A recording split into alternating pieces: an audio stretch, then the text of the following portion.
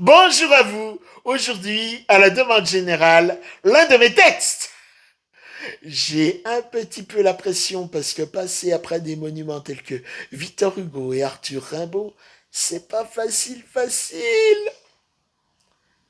Elle hurle, tandis que les artistes cachent leur faiblesse en pleine lumière. Dans la pénombre, elle pousse avec force un cri en silence.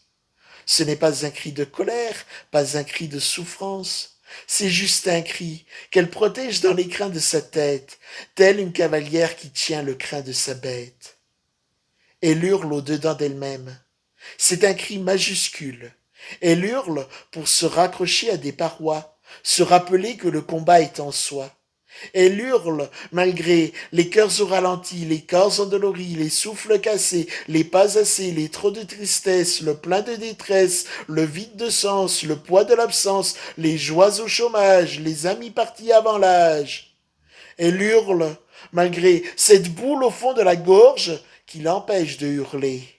Elle hurle malgré cet affreux tic-tac de l'horloge qui la hante et la question lancinante qui revient 60 fois chaque minute. Guérira, guérira pas, guérira, guérira pas. Tic-tac, tic-tac, tic-tac, tic-tac. Elle hurle malgré l'épreuve à faire face à l'enfer des épreuves, car elle sait que même d'en bas, elle peut toujours viser vers le haut. Car chute après chute, elle revient. Chute après chute, elle devient plus forte. C'est son sourire intérieur qui la réconforte. Chute après chute, elle renaît, elle revit, elle rechante, elle déploie ses ailes, arc-en-ciel.